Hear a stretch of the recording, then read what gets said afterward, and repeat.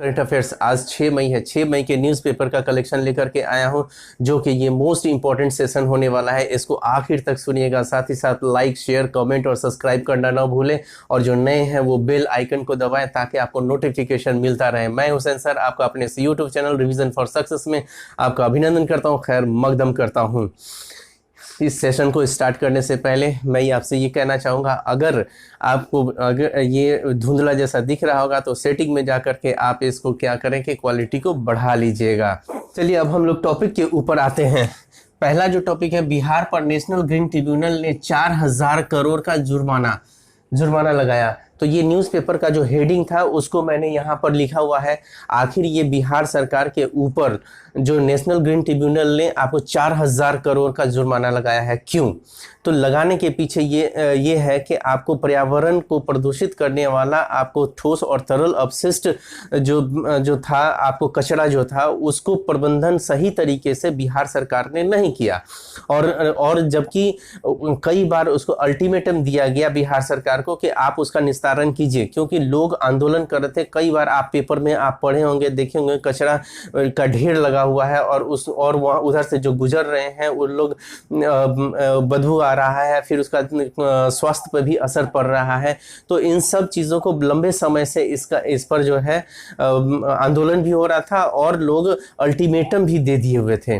तो ये सब सारी चीज़ें जो है आपको नेशनल ग्रीन ट्रिब्यूनल भी उस सब सारे चीज़ों को, मसला को देख रहा था और उसकी वजह से जो है आपको जुर्माना बिहार सरकार के ऊपर लगा दिया गया है।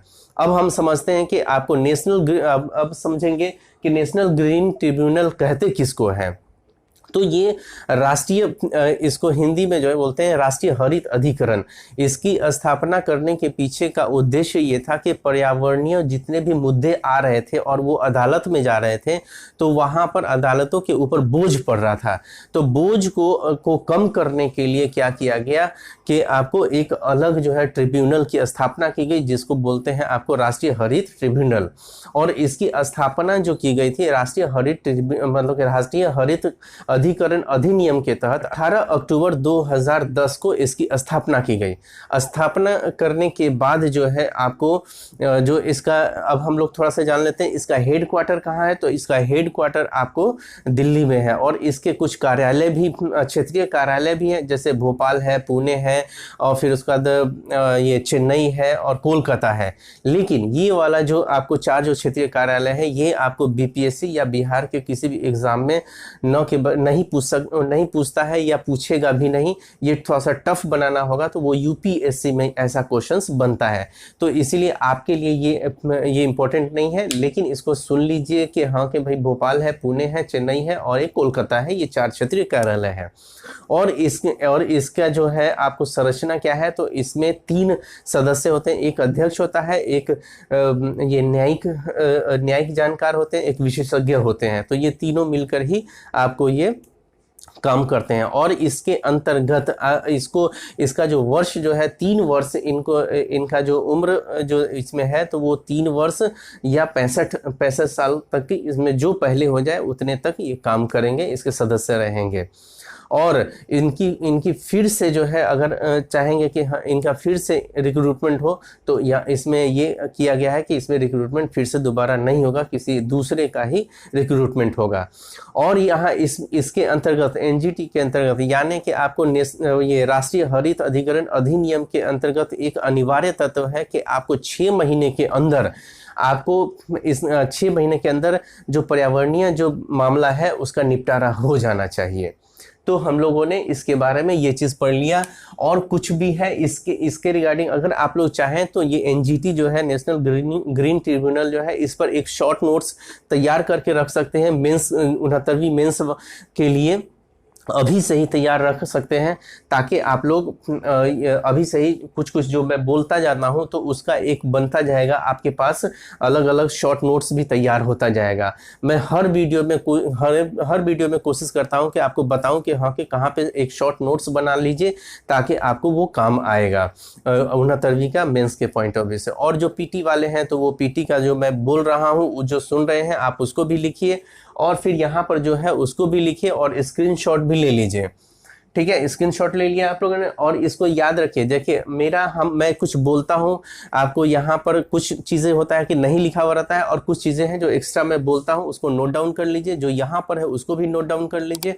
और मैं आज ही का जैसे आज 6 तारीख है, तो 6 तारीख के रात में या तो मैं MCQ दे देता हूँ या नेक्स्ट डे दे देता हूँ। तो आपको इससे क्या फ़ायदा हो रहा है, एक बार मुझसे सुन ले रहे हैं, दूसरा आपको यहाँ पर भी देख ले रहे हैं, यहाँ पर से भी आप राइट डाउन कर ले रहे हैं, और फिर उसके बाद आप उसको क्या कर रहे हैं, MCQ भी लगा ले रहे हैं। तो आपको 3 बार रिवीजन हो जा रहा है। और हमारे चैनल का भी नाम है रिवीजन फॉर सक्सेस, और मेरे टेलीग्राम चैनल का भी नाम है आपको रिवीजन फॉर सक्सेस 23।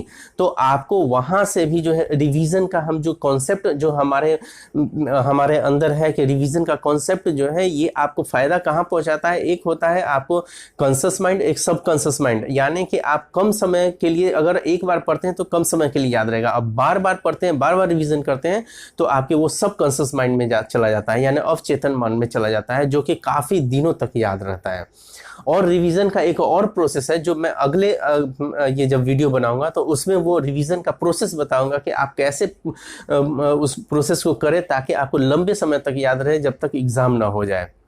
और रिवीजन से आपको एक फायदा और है कि एग्जाम के अंतिम समय में जल्दी जल्दी रिवीजन हो जाता है अगर पहले से आप रिवीजन किए रहते हैं तो।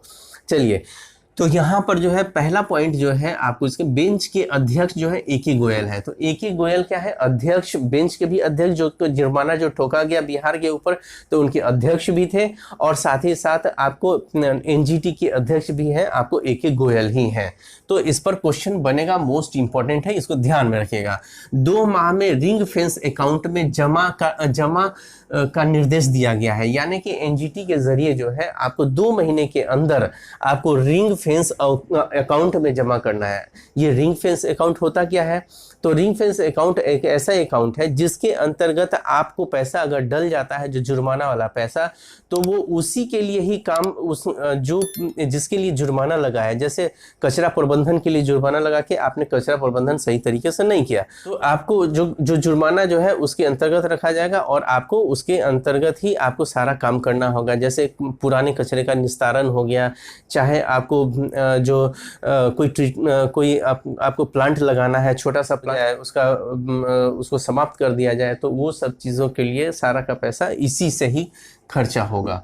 ठीक है, अगला पॉइंट है कि पर्यावरणीय जुर्माना लगाया गया है। क्वेश्चन पूछेगा कि बिहार सरकार के ऊपर नेशनल ग्रीन ट्रिब्यूनल ने, राष्ट्रीय हरित अधिग्रहण ने जुर्माना क्यों लगाया है, तो पर्यावरणीय आपको मुद्दा की वजह से, यानी कि पर्यावरणीय जुर्माना लगाया गया है। याद रखिएगा, पर्यावरणीय जुर्माना लगाया गया है। अब आते हैं हम लोग, अगला टॉपिक है कचरा प्रबंधन। देखिए, अभी जुर्माना लगा, फिर उसके बाद कचरा प्रबंधन के बारे में, फिर अगला टॉपिक जो आ गया कचरा प्रबंधन के बारे में। तो कचरा प्रबंधन के बारे में कि इसमें क्या है, तो राज्य के 6 शहरों में मॉडल ठोस अपशिष्ट प्रबंधन के रूप में विकसित किया जा रहा है। ठीक है, राज्य के 6 शहरों में, मतलब कि अभी जो है ठोस अपशिष्ट जो है, जो ठोस कचरा होता है, गीला कचरा होता है, उसके लिए, जैसे ठोस अपशिष्ट के लिए जो है आपको प्रबंधन के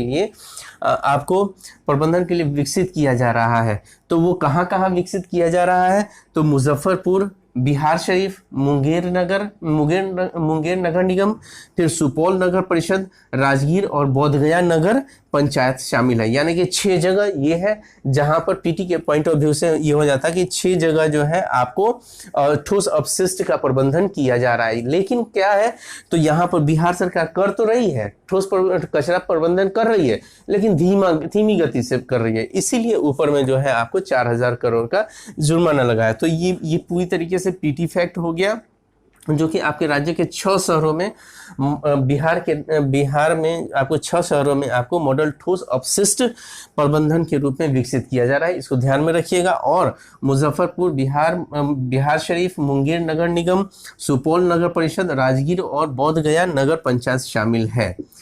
ठीक है, तो आपको ये चीज़ हो गया। और हाँ, एक मैं आपको सूचना देना चाहूँगा, जो मैंने पिछले वीडियो में भी दिया था कि हाँ, कि अब जो है जैसे बिहार जैसे 69वीं बीपीएससी पीटी का है ही, और साथ ही साल ही जो आ रही है, तो टीचर्स की जो बहाली आ रही है, तो उसको देखते हुए और 69वीं बीपीएससी पीटी और दरोगा में भी सब में जो है इतिहास का कैपेसिटी ज़्यादा है, मतलब कि इतिहास जो सब्जेक्ट है उससे ज़्यादा आता है। और अब मैं आपके लिए खुशखबरी है कि मैं अब इतिहास के लिए भी आपको बोर्ड में उसको भी मैं पढ़ाऊंगा, जो अभी 1-2 दिन में या आज उस पर कुछ मैं रणनीति हो सकता है कि शाम तक मैं बना करके डाल दूं, तो आप लोग ज़रूर उसको देखिएगा।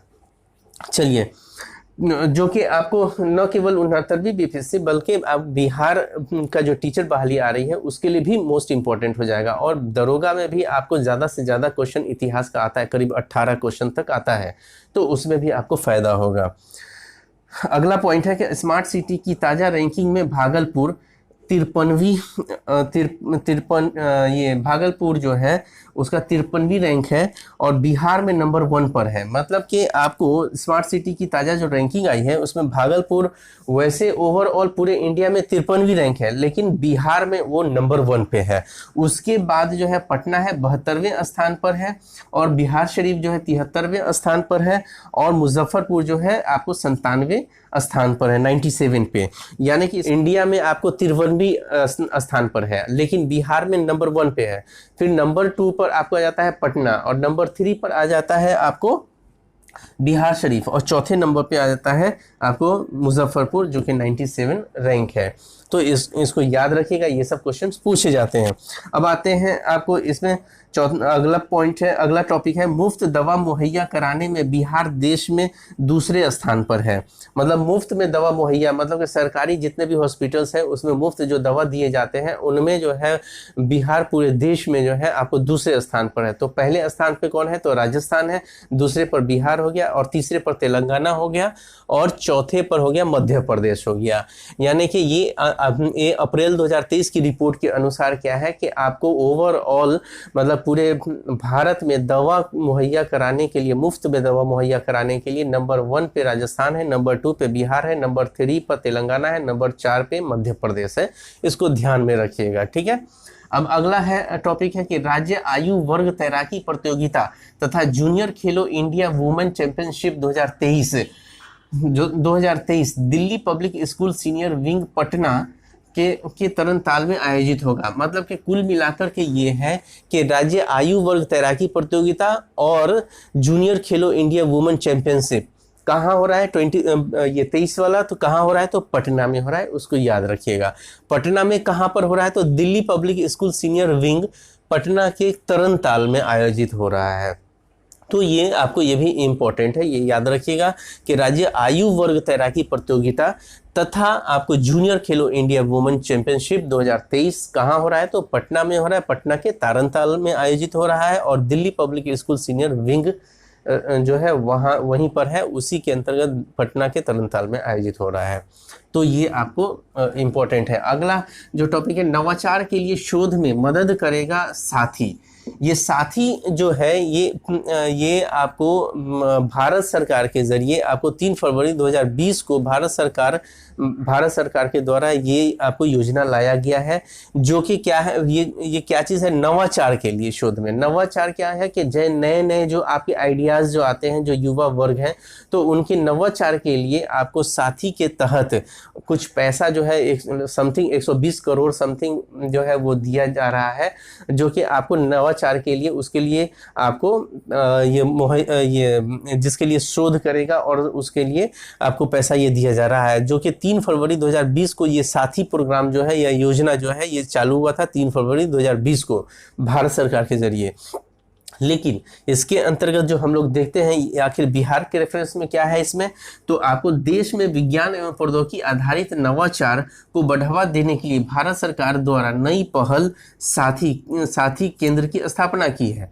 तो ये साथी केंद्र का ये हम लोग पहले भी चर्चा कर लिया। और फिर उसके बाद इस केंद्र के लिए आईआईटी पटना को नोडल केंद्र बनाया गया है। ठीक है, इस केंद्र के लिए जो है, जो ये साथी केंद्र की जो स्थापना की गई है आपको भारत सरकार के जरिए, तो इसका जो नोडल केंद्र बनाया गया है वो आईआईटी पटना को बनाया गया है। ये मोस्ट इंपॉर्टेंट है, इसको ध्यान में रखिएगा।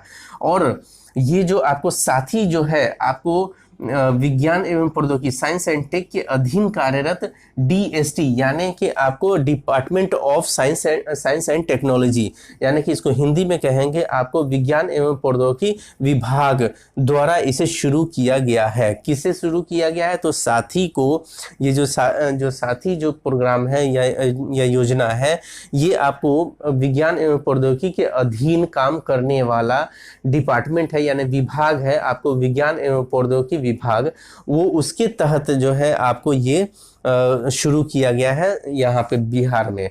ठीक है, अब बिहार में पटना में, अब इसको आईआईटी पटना को सपोर्ट करने के लिए, यानी कि ये तो नोडल केंद्र हो गया, तो सपोर्ट करने के लिए आईआईटी पटना के साथ पटना विश्वविद्यालय भी है, आर्यभट्ट ज्ञान विश्वविद्यालय भी है, और फिर उसके बाद केंद्रीय विश्वविद्यालय ये विद्यालय ऑफ साउथ बिहार गया, ये भी उसका साथ देगी, और महात्मा गांधी केंद्रीय विश्वविद्यालय मोतिहारी ये भी शोध करेगी। मतलब ये सब मिल करके जो है शोध करेंगे नवाचार के ऊपर, ताकि बिहार में स्टार्टअप के मामले में आपको प्रगति हो, चाहे आपको उद्योग के मामले में प्रगति हो, या लघु सूक्ष्म और मध्यम उद्योग हो, वैसे संस्थानों को सहयोग मिल सके ये सब के शोध के माध्यम से।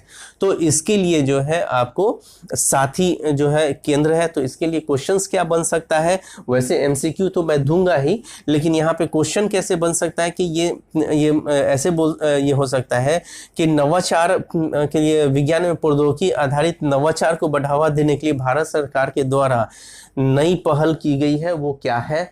तो उसमें साथी दे देगा, कोई और नाम दे देगा, तो साथी आपका आंसर हो जाएगा। हमारे ये वीडियो आपको पसंद आया होगा तो ये लाइक और शेयर, कमेंट और सब्सक्राइब करना ना भूलें। All the best.